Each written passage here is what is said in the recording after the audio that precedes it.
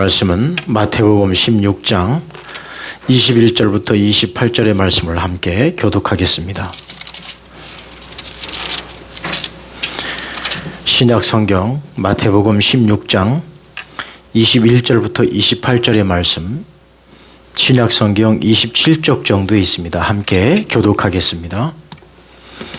이때로부터 예수 그리스도께서 자기가 예루살렘에 올라가 장로들과 대제사장들과 서기관들에게 많은 고난을 받고 죽임을 당하고 제3일에 살아나야 할 것을 제자들에게 비로소 나타내시니 베드로가 예수를 붙들고 hun련하여 이르되 주여 그리 마옵소서 일이 결코 죽게 미치지 아니하리이다. 예수께서 돌이키시며 베드로에게 이르시되 사탄아 내 뒤로 물러가라. 너는 나를 넘어지게 하는 자로다. 내가 하나님의 일을 생각하지 아니하고 도리어 사람의 일을 생각하는도다 하시고 이에 예수께서 제자들에게 이르시되 누구든지 나를 따라오려거든 자기를 부인하고 자기 십자가를 지고 나를 따를 것이니라. 누구든지 제 목숨을 구원하고자 하면 잃을 것이요 누구든지 나를 위하여 제 목숨을 잃으면 찾으리라. 사람이 만일 온 천하를 얻고도 제 목숨을 잃으면 무엇이 유익하뇨. 사람이 무엇을 주고 제 목숨을 받겠느냐. 인자가 아버지의 영광으로 그 천사들과 함께 오리니 그때에 각 사람이 행한 대로 갚으리라. 진실로 너희에게 이르노니 여기 서 있는 사람 중에 죽기 전에 인자가 그 왕권을 가지고 오는 것을 볼 자들도 있느니라. 아멘. 할렐루야. 우리 함께 옆 사람하고 인사하실까요? 잘 오셨습니다. 한 번 더 인사합니다. 사랑합니다. 사랑합니다. 네, 오늘 이 시간에는 오징어 게임을 아십니까? 라는 제목으로 함께 은혜를 나누고자 합니다. 혹시 여러분 요즘에 전 세계적으로 핫한 이 드라마 하나가 있는데 그게 무엇인지 아십니까? 바로 이 오징어 게임입니다. 이 오징어 게임이라고 하는 이 드라마는 우리 이 정규 방송에서 방영된 것이 아니라 넷플릭스라고 하는 이 영화사에서 이 드라마로 제작을 했는데 대히트를 쳤습니다. 지금 전 세계가 이 오징어 게임의 열광을 지금 이 많은 사람들이 이 열광을 하고 있습니다.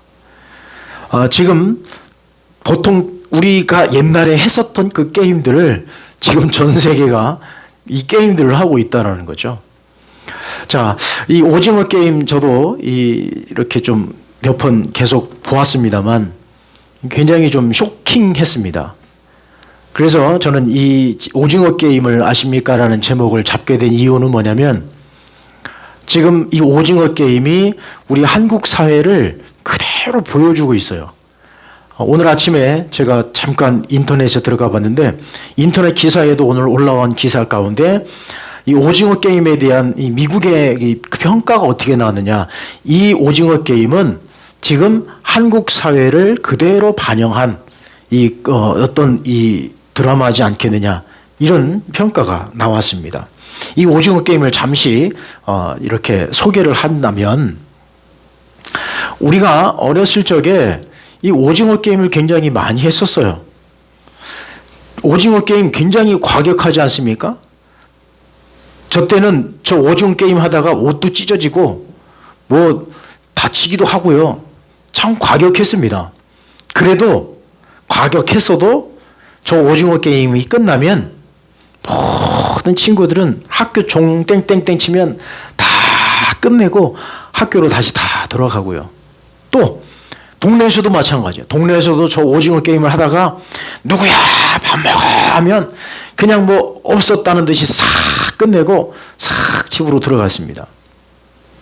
저 추억의 게임이죠. 지금 아마 학교에서 아니면 마을에서 동네에서 뭐 아이가 없으니까 학교에서도 저 오징어 게임을 하는 아이들이 아마도 없을 것입니다.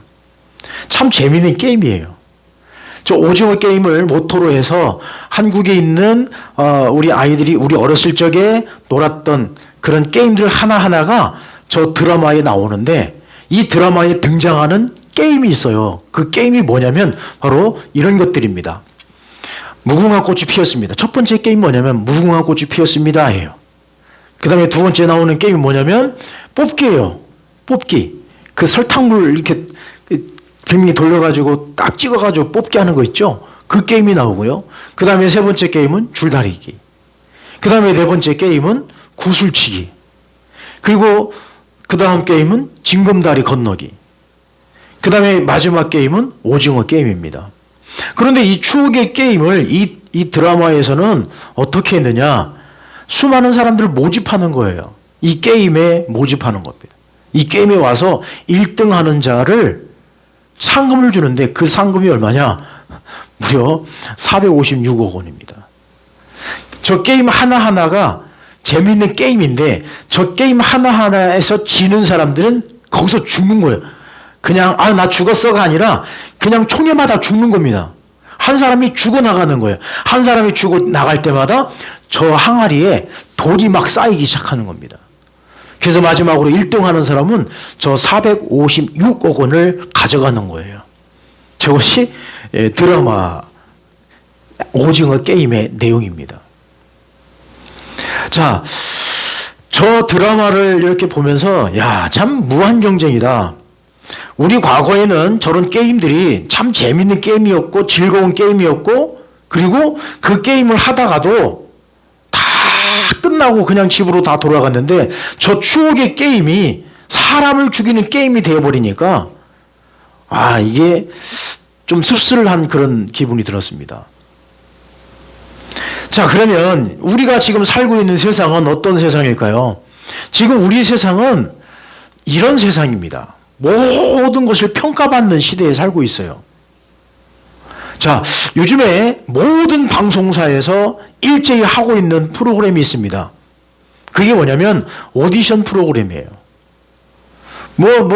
트로트도 오디션 하고 요즘에는 축구도 오디션 하고요. 모든 게 다 오디션이에요. 다 오디션 평가를 받아서 이 사람이 할 수 있을까 없을까 평가해서 OX로 이 사람은 아니면 잘라버리고 할 수 있으면 불러다가 그 게임에 참여하게 하고 여러분 수많은 사람들이 저 오디션 프로그램에 나갔었는데 과연 얼마나 많은 사람들이 저 오디션 프로그램을 통해서 성공을 했을까? 마치 지금 우리가 사는 세상은 어떤 세상이냐? 바로 이 오징어 게임에서 말하고 있는 이 서바이벌 게임 같은 세상. 한 사람이 죽고 또 한 사람이 죽어야 내가 사는 세상. 한마디로 이거예요. 여러분들이 한번 읽어보실까요? 상대방의 불행은 곧 나의 행복이다. 상대방이 죽어야 내가 사는 거예요. 상대방을 내가 밟고 올라가야 내가 1등 합니다. 그것이 세상의 논리예요. 우리가 살고 있는 세상입니다. 그야말로 서바이벌 게임이에요. 죽고 죽이는 그런 서바이벌 게임장 같은 그런 세상입니다. 그러면 어떻게 됩니까? 이 세상에서 어떻게 해야 되죠? 이 서바이벌 같은 이 게임 같은 이 세상을 살고 있는데 그럼 우리는 살아나려면 어떻게 해야 될까요?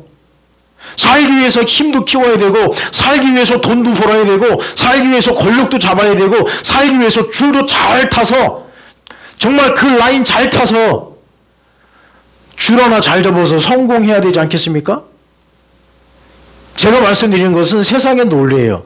그런데 예수님은 오늘 본문의 말씀에 보니까 예수님은 역설적으로 말씀하십니다. 예수님은 우리 생각과 정반대로 역설적으로 말씀하시는데 오늘 본문의 말씀에 이렇게 말씀합니다. 한번 25절 말씀 읽어보실까요? 시작. 누구든지 제 목숨을 구원하고자 하면 잃을 것이요 누구든지 나를 위하여 제 목숨을 잃으면 찾으리라.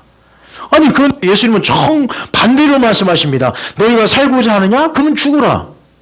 너희가 살고자 하면 너희는 죽을 거야 라고 반대로 말씀하십니다. 이해할 수 없는 말씀이죠. 예수님 우리가 죽으면 어떻게 합니까? 이 세상에서 서바이벌 게임 같은 이 세상에서 살아남기 위해서는 우리가 뭐든지 해야 되고 뭐든지 붙잡아야 되고 누구든지 우리가 밟아서 이겨야 되는데 나보고 죽으라고요? 전혀 맞지 않는 말씀을 예수님이 오늘 본문 말씀에 하고 계십니다. 그런데 예수님께서 이 말씀을 하시는 그 시점이 중요한 거예요. 언제 왜 이런 말씀을 하셨을까? 그 시점을 보게 되면 바로 예수님께서 21절 말씀에 언제 말씀하셨는지 한번 읽어보실까요? 시작. 이때로부터 예수 그리스도께서 자기와 가 예루살렘에 올라가 장로들과 대제사장들과 서기관들에게 많은 고난을 받고 죽임을 당하고 제3일에 살아나야 할 것을 제자들에게 비로소 나타내시니. 자, 지금 예수님께서 이 말씀을 하는 시점은 무슨 시점이냐? 예수님께서 돌아가실 것을 최초로 예고하신 말씀이 바로 이 본문 말씀이라는 거죠. 자, 예수님께서 이 세상에 오신 목적은 무엇입니까? 예수님께서 이 세상에 오신 진정한 그 삶의 목표는 무엇인가? 죽기 위해서 오신 거예요. 그러면 우리가 예수님이 죽기 위해서 오셨다고 하는 이 의미를 무작정 죽기 위해서 오신 것이 아니라 예수님이 죽어야 모든 사람들이 산다고 하는 이 구원의 논리를 예수님께서는 알고 이 땅에 오신 것이죠. 자, 예수님의 말씀하신 이 시점이 굉장히 중요합니다. 이 시점을 놓치지 마십시오. 이 시점은 뭐냐? 예수님께서 제자들에게 처음 나 죽을 거야 라고 말씀하시는 거예요. 그런데 제자들은 어떻습니까? 이 말씀을 전혀 못 알아들어요. 그러면 이 말씀을 받은 베드로의 반응은 어땠고 또 베드로의 그 말을 들은 예수님의 반응은 어땠을까? 한번 보실까요? 베드로의 반응. 자, 22절 말씀 읽어보십니다. 시작. 베드로가 예수를 붙들고 항변하여 이르되 주여 그리 마옵소서 이 일이 결코 죽게 미치지 아니하리이다. 자, 베드로가 예수님에 대해서 무엇이라고 말씀하고 있습니까? 아이고 절대 예수님은 돌아가시지 않습니다. 아이고 주님 어떻게 그런 말씀을 하십니까? 주님 안 돌아가십니다. 안 죽습니다. 지금 예수님의 주변에 누가 있습니까? 제자들이 있잖아요. 제자들이 예수님을 둘러싸면 괜찮을 것 같았죠? 베드로는 아마 그런 생각을 했던 것 같아요. 예수님께는 전혀 그런 일이 미치지 않을 것입니다. 그런 말씀 하지 마시고 그런 걱정도 하지 마십시오 라고 예수님을 보호하는 것 같은 그런 이 반응을 베드로가 나타내게 됩니다. 그러면 베드로의 이야기를 들은 예수님의 반응은 또 어떻게 나타나셨을까요? 예수님의 반응은 베드로의 반응하고 정반대예요. 23절 말씀입니다. 시작. 사탄아 내 뒤로 물러가라. 너는 나를 넘어지게 하는 자로다. 내가 하나님의 일을 생각하지 아니하고 도리어 사람의 일을 생각하는도다. 자, 여러분 예수님의 반응은 베드로에게 뭐라고 말씀하세요?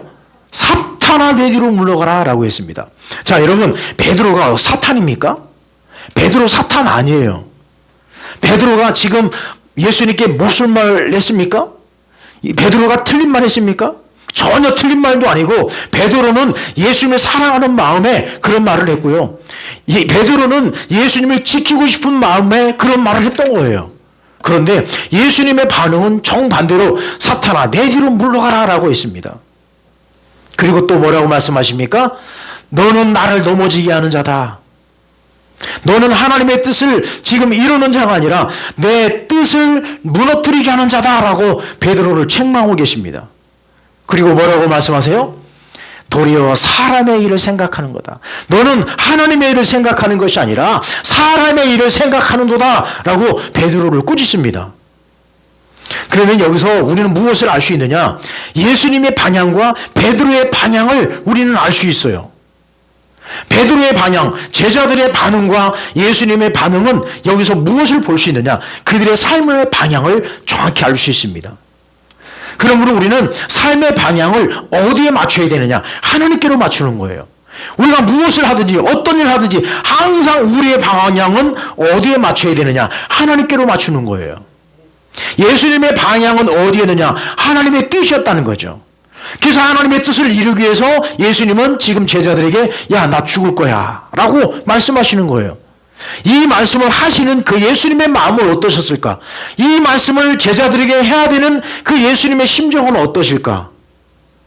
여러분 생각해 보십시오. 여러분 자녀들에게 여러분 자녀를 다 모아놓고 야, 나 몇 월 며칠 그때쯤에 나 죽을 것 같은데 라고 여러분 자녀들에게 한번 말씀해 보세요. 여러분 자녀들 난리 날 거려?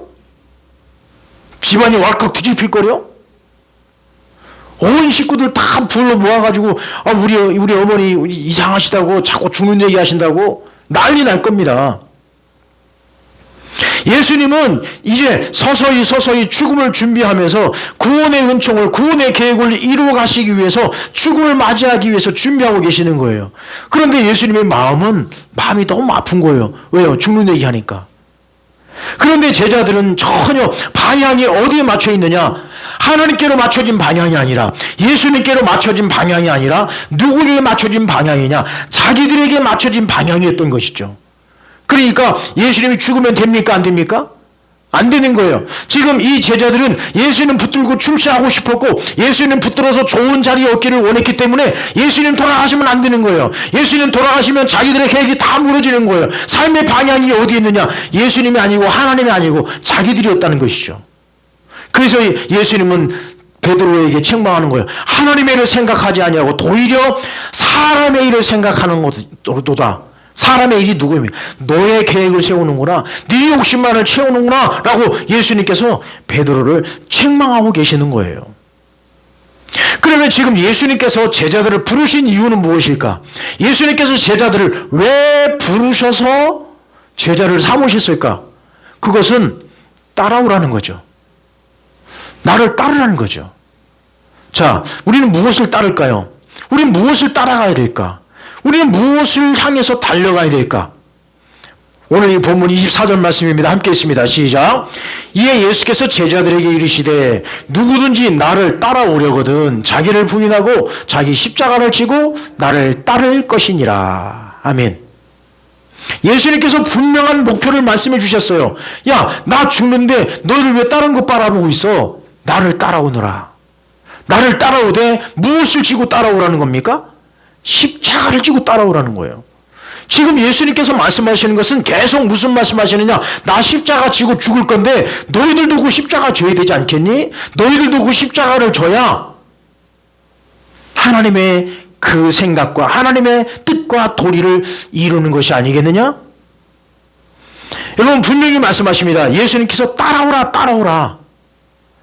그런데 오늘 이 시점에서는 무엇을 지고 따라오라고요? 십자가 지고 따라오라는 거예요.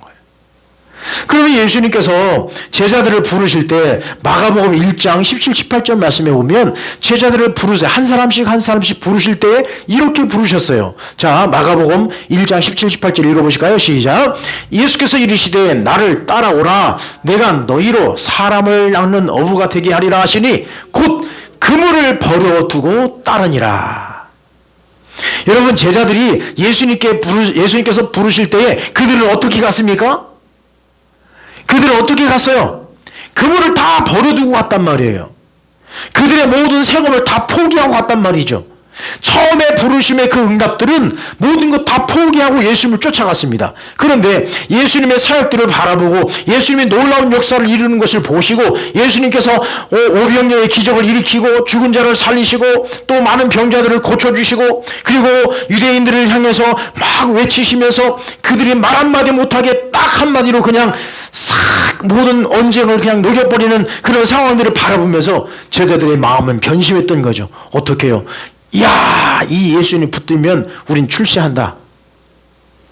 처음에는 이들이 나를 따라오라 했을 때 그들이 그물을 다 버려두고 따라갔어요. 야, 이분만이 메시아구나. 이분이 참 메시아구나. 이분이 우리를 구원해 주실 분이구나 라고 그들을 예수님을 쫓아갔는데 그들이 예수님의 사역을 바라보고 욕심이 생기고 예수님의 기적을 바라보고 이 줄 붙들면 우리는 끝장났다. 우린 출세한다. 그런 마음이 들었던 것이죠. 그래서 예수님은 지금 이 시점에 죽는 말씀을 하시면서 너희들 나를 따라오려거든 그거 버리고 너희들이 가지고 있는 그 생각들을 버리고 십자가 지고 나를 따라와라. 그렇게 말씀해 주고 있습니다. 그러므로 결국 뭐냐? 우리가 예수님을 따라가는 것이 성공인 거예요. 이 세상을 따라가면 안 됩니다. 이 세상에서는 우리 모두를 다 황폐하게 만들어요. 여러분, 우리가 지금 방금 전에 보았던 이런 세상의 논리를 우리가 따라간다면 우리는 다 지는 거예요. 우리는 다 넘어지는 거예요. 우리는 다 성공한 것이 아닙니다. 믿음 없는 성공, 믿음 없는 출세, 믿음 없는 권력, 믿음 없는 물질, 그것이 무슨 소용이 있겠습니까? 오히려 그것은 썩은 동아줄이 되는 거예요. 그거 붙들면 죽는 겁니다. 그거 붙들면 끝나는 거예요. 그래서 예수님은 너희들이 죽는 것 같아도 나를 따라오려거든 십자가를 져야 너희들이 성공하는 거야. 십자가를 꼭 붙들고 와야 나를 따라오는 거야 라고 예수님께서 분명하게 말씀해 주고 있습니다. 그렇습니다. 예수님을 따라가야 돼요. 예수님을 따라가야 거기에 성공이 있는 줄 믿습니다. 지금 우리가 살고 있는 세상은요, 이래요. 자리도 좋은 자리 있어야 되고, 권리도 누려야 되고, 출세도 해야 되고, 힘도 있어야 되고, 물질도 있어야 되고, 명예도 있어야 되고, 성공도 있어야 돼요. 지금 마치 오징어 게임 같은 세상이 우리에게 지금 펼쳐지고 있다는 겁니다.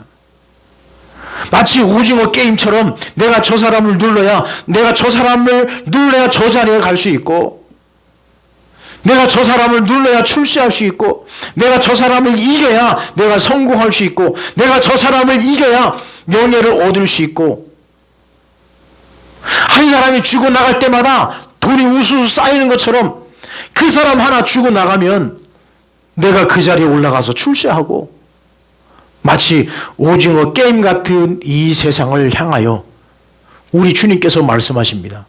이 오징어 게임 같은 이 세상을 무엇으로 우리는 바꿀 수 있을까? 우리는 세상에서 이 사람들처럼 똑같이 우리는 그렇게 살아갈 수 없습니다. 우리는 그렇게 살아가서는 안 되는 거예요. 우리는 그렇게 살아가서는 결코 안 됩니다. 그것은 멸망이기 때문에. 그것은 죽는 거예요. 그것은 곧 실패입니다. 그것이 성공인 것처럼 보여지지만 그것은 멸망이에요. 이 오징어 게임 같은 이 모든 것을 뒤집어 엎을 것은 무엇이냐? 이것입니다.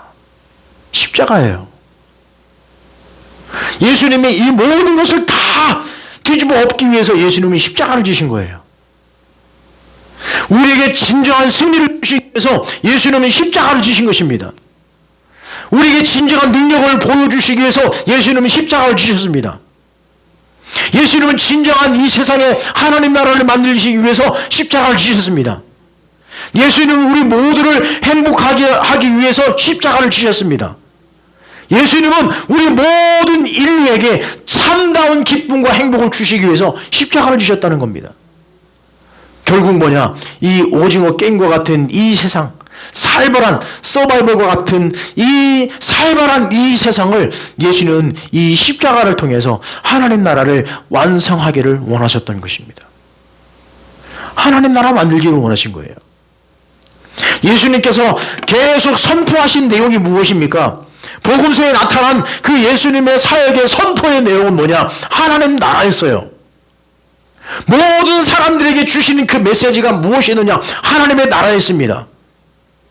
수많은 사람들에게 먹을 것을 주실 때도 그 핵심은 무엇이느냐? 하나님의 나라였습니다. 죽은 자를 살리시고 또 병자를 고쳐주시는 그 참 목적의 의미는 무엇입니까? 하나님 나라였어요. 예수님께서 유대인들을 향해서 욕을 퍼부으면서도 그들에게 말씀하신 것은 무엇이었습니까? 결국 하나님의 나라였습니다. 뭐냐? 이 오징어 게임과 같은 이 세상, 살벌한 세상이죠. 정말 살벌해요. 세상은 살벌합니다. 이 모든 세상을 뒤집어 엎으셔서 십자가를 통해서 하나님 나라를 완성하기를 원하셨던 그 예수님의 말씀. 그래서 지금 제자들에게 그렇게 말씀하시는 거예요. 나를 따라오려거든 십자가를 져야 돼. 십자가를 져야 하나님 나라가 완성이 되는 거고, 십자가를 져야 하나님 나라가 너희 가운데 임하는 거고, 십자가를 져야 너희들 가정 가운데 십자가 그 하나님 나라가 완성되는 거고, 십자가를 져야 우리 중신교회에 하나님 나라가 완성되는 것이다. 이 말씀을 주시고 계시는 것입니다. 십자가를 통해서 완성되는 거예요. 그러면 이제 우리는 예수님을 따라가야 됩니다. 우린 예수님의 참된 제자가 되어야 될 줄 믿습니다. 이 예수님을 따라가는 우리는 무엇을 어떻게 따라가야 될까요? 예수님을 따른다고 하는 것은, 자, 첫 번째는요, 이겁니다. 자, 여러분들 읽어보실까요? 시작. 예, 나를 포기하는 것입니다. 내가 예수님을 따라간다는 것, 이것은 곧 십자가를 지는 거예요. 이것을 다시 말씀드리면 십자가를 진다라고 하는 이 의미는 뭐냐? 나를 포기하는 거예요. 나를 포기할 때 거기에 행복이 찾아와요.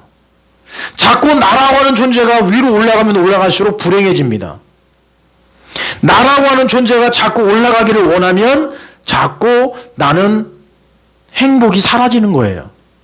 오늘 본문 말씀에도 보니까 24절입니다. 자, 십자가를 지려면 어떻게 하라고요? 빨간 글씨만 읽어보실까요?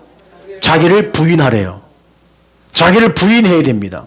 내 생각과 내 주장을 버리는 거예요. 나를 버린다고 하는 것은, 나를 포기한다고 하는 것은 뭐냐? 내 생각 버리는 거예요. 내 주장 버리는 겁니다. 그게 십자가 앞에서는 나를 포기할 때 그 십자가가 구원으로 이루어지는 것입니다. 나를 포기하지 않으면 계속해서 나는 십자가 죽지 않는 거예요. 계속해서 나는 살아있는 겁니다. 우리는 십자가에서 우리는 이미 죽었어요. 예수 그리스도의 십자가 사건을 통해서 우리는 다 죽은 거예요. 이미 죽은 거예요. 갈라디아서 2장 20절 말씀처럼 우리는 십자가에 못 박힌 존재입니다. 십자가에 못 박혀서 죽은 우리 존재들이 어떻게 나에 대한 생각과 나에 대한 주장이 있을 수 있습니까? 십자가를 진다고 하는 것은 나를 포기하는 거예요. 나를 내려놓으셔야 됩니다. 나라고 하는 이 가치 존재를 내가 내려놓을 때 그게 행복해지는 거예요. 자꾸 나를 생각하면 불행해집니다. 노예도 가보면, 회의할 때 가보면요, 꼭 그냥 지나갈 것도 꼭 손들어서 표현하는 사람이 있어요. 이 회의 다 끝나가는데 손 들어가지고 또 얘기하고 또 얘기하고 그런 분들이 몇 분 계세요. 참 그런 들 보면 왜 그런가 가만히 보니까요, 자기 존재를 증명하고 싶은 거예요. 자기 이름을 내세우고 싶은 거예요. 다 끝났어요. 그런데 의장하고 또 손들어서 앞에 나가서 또 마이크 잡고 이야기하고 그러면 뒤에서 웅성웅성 거리는 거예요. 아이, 저 사람 왜 저래? 왜 저래? 다 무슨 얘기냐? 자기 존재감, 자기를 내세우고 싶은 거예요. 나를 포기 못한 겁니다. 여러분, 나를 포기할 때 우린 진정으로 예수님을 따를 수 있습니다. 나를 포기할 때 진정으로 십자가를 질 수 있습니다. 그러면 예수님을 따른다고 하는 것은 또 어떤 의미가 있을까요? 두 번째는, 자, 여러분들이 읽어보실까요? 시작. 예, 나의 권리를 포기하는 것입니다. 나의 권리. 권리가 무엇일까? 우리는 가끔 가다가 그런 것들을 주장해요. 권리를 주장합니다. 그러나 우리는 십자가 앞에서는 권리가 없어요. 자, 우리 함께 디모데후서 3장 9절 말씀을 읽어보실까요? 시작. 우리에게 권리가 없는 것이 아니요 오직 스스로 너희에게 본을 보여 우리를 본받게 하려 함이니라. 아멘. 이 말씀은 뭐냐면, 이제 바울 선생님이 디모데에게 데살로니가 교인들에게 또 디모데에게 편지 쓸 때 무엇을 얘기했느냐? 이 말씀하셨어요. 내가 가진 권리가 있다. 그것은 뭐냐? 사도로서의 권리가 있는데 내가 너희들과 너희 교회들을 위해서 나는 그 권리를 포기하겠다 그랬습니다. 내가 권리를 포기하는 이유는 너희에게 본을 보여 우리를 본받게 하려 함이라. 그렇게 말씀해 주고 있습니다. 여러분, 우리에게는 권리가 있어요.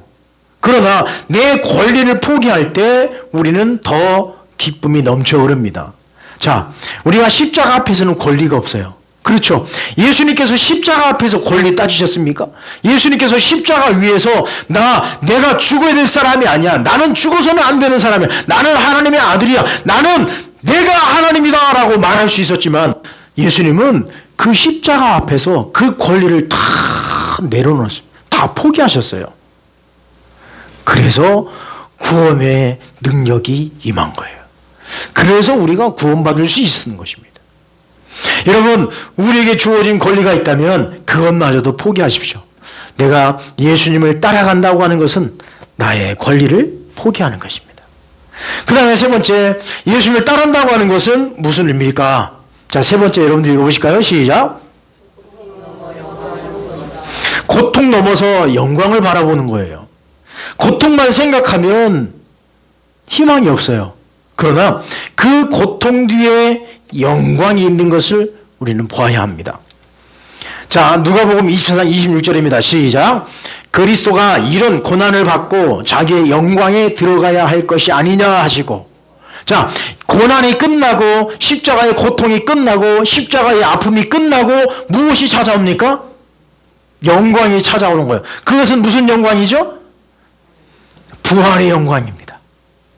부활의 영광이고 이제 하나님 우편에 앉아 계시는 그 영광의 자리로 올라가는 거예요. 그래서 우리는 고통 넘어 영광을 볼 수 있어야 돼요. 내가 지금 겪고 있는 이 고통의 너머에 은혜가 있고 이 고통 너머에 영광이 있고 이 고통 너머에 행복이 있고 이 고통 너머에 참 진리가 있는 것을 우리는 볼 수 있어야 합니다.